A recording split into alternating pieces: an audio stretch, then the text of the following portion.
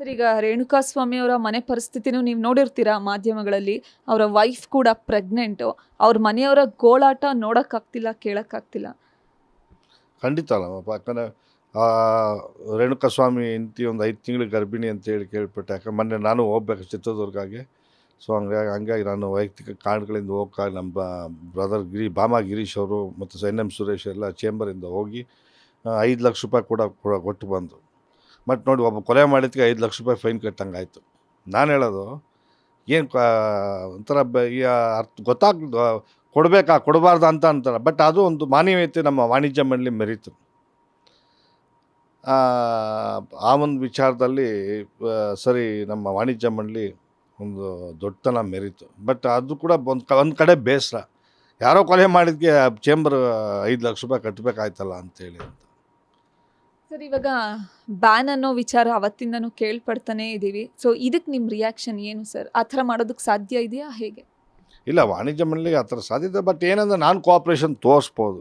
But ತೋರಿಸಿ ಏನು ಪ್ರಯೋಜನ? ಹೇಳಿ? ಯಾಕಂದರೆ ಇವಾಗಲೇ ಈ ಥರ ಒಂದು ದರ್ಶನ್ನು ತಾನು ಅಂದ್ಕೊಂಡಿದ್ನೋ ಇಲ್ವೋ. ಯಾಕಂದರೆ ಕೆಲವು ಪ್ರಕರಣಗಳಲ್ಲಿ ನಾನು ಹೇಳಿದ್ದೆಲ್ಲ ನಡೆಯುತ್ತೆ ಅನ್ನೋ ಥರ ಇದು ಮಾಡಿದ್ದಾನೇನೋ, ಮಾಡಿದ್ನೋ ಮಾಡಿಲ್ಲೋ ಗೊತ್ತಿಲ್ಲ. ಪೊಲೀಸರು ತನಿಖೆ ಮಾಡ್ತಾಯಿದ್ದಾರೆ. ಬಟ್ ಈ ಥರ ಒಂದು ಪ್ರಕರಣದಲ್ಲಿ ಸಿಕ್ಕಾಕೊಂತ ಅಂತ ನಾವು ಯಾರು ಅಂದ್ಕೊಂಡಿರಲಿಲ್ಲ. ಸರ್, ಯಾವುದೇ ವಿಚಾರ ಆಗಲಿ ಕನ್ನಡ ಚಿತ್ರರಂಗದಲ್ಲಿ ಕೆಟ್ಟದು ಒಳ್ಳೆಯದು ಎಲ್ಲರೂ ಕೂಡ ರಿಯಾಕ್ಟ್ ಮಾಡ್ತಾರೆ, ಅದಕ್ಕೆ ಸ್ಪಂದಿಸ್ತಾರೆ. ಬಟ್ ದರ್ಶನ್ ಅವರ ವಿಚಾರದಲ್ಲಿ ಇತ್ತೀಚೆಗೆ ಕೆಲವರು ಮಾತಾಡ್ತಿದ್ದಾರೆ ಬಿಟ್ಟರೆ ಯಾರು ಕೂಡ ಆ ಬಗ್ಗೆ ಮಾತನಾಡೋದಕ್ಕೆ ಮುಂದೆ ಬರ್ತಿಲ್ಲ. ಎಲ್ಲೋ ಒಂದು ಕಡೆ ಚಿತ್ರರಂಗದವರು ಈ ಒಂದು ವಿಚಾರದಲ್ಲಿ ಮೌನ ವಹಿಸಿದ್ದಾರೆ ಅಂತ ಅನ್ಸುತ್ತೆ.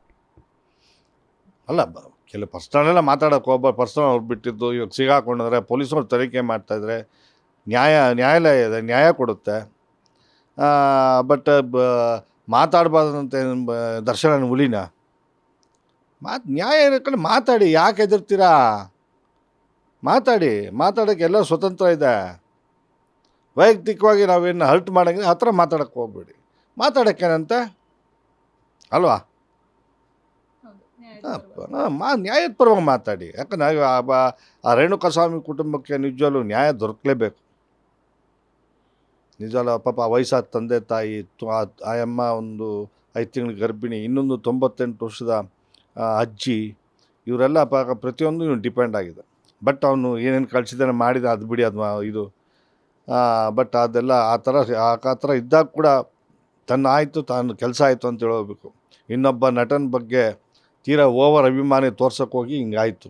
ನಿಜವಲ್ಲ ಅಭಿಮಾನ ಇರಬೇಕು. ನಾನು ಕೂಡ ಎಲ್ಲ ಆರ್ಟಿಸ್ಟ್ ಅಭಿಮಾನಿ. ನಾನು ನಾನು ರಾಜ್ಕುಮಾರ್ ಅವರು, ಅಂಬರೀಷ್, ಪ್ರತಿಯೊಬ್ಬರು ಅಭಿಮಾನಿ ಕೂಡ. ಅಭಿಮಾನ ಎಷ್ಟಿರ್ಬೇಕು ಅಷ್ಟಿರಬೇಕು. ತುಂಬ ಓವರ್ ಅಭಿಮಾನ ತೋರಿಸ್ಬಾರ್ದು. ಕೈ ಕುಯ್ಕೊಳ್ಳೋದು, ಕಾಲು ಉಯ್ಯೋದು, ಮಾಡೋದು ಅವೆಲ್ಲ ಮಾಡಬಾರ್ದು. ಫಸ್ಟು ತಂದೆ ತಾಯಿ ಸಾಕಬೇಕು, ತನ್ನ ಕುಟುಂಬ ಚೆನ್ನಾಗಿ ನೋಡ್ಕೊಬೇಕು, ಆಮೇಲೆ ಬೇರೆ. ಇದೆಲ್ಲ ಈ ಥರ ಈ ಓವರ್ ಅಭಿಮಾನ ಇಟ್ಕೊಂಡಿದ್ದಕ್ಕೆ ರೇಣುಕಾಸ್ವಾಮಿಗೆ ಹಂಗೆ ಆಗಿರೋದು. ಬಟ್ ಇನ್ನು ಮುಂದೆ ಆದರೂ ಅಭಿಮಾನಿಗಳು ಇದೊಂದು ಪ್ರಕರಣ ನೋಡಿ ಪ್ರತಿಯೊಬ್ಬರು ಕಲೀಲೇಬೇಕಾದಂಥ ದೊಡ್ಡ ಪಾಠ ಇದು. ಇವತ್ತು ಅಭಿಮಾನ ತೋರ್ಸೋಕ್ಕೆ ನಿಮ್ಮ ನಟ ಏನು ಬಂದ್ಬಿಟ್ಟು ನಿಮ್ಮ ಮನೆ ದೊಡ್ಡ ಉದ್ಧಾರ ಮಾಡಿಬಿಡಲ್ಲ, ನಿಮ್ಮನ್ನೇನು ಉದ್ಧಾರ ಮಾಡಿಬಿಡಲ್ಲ.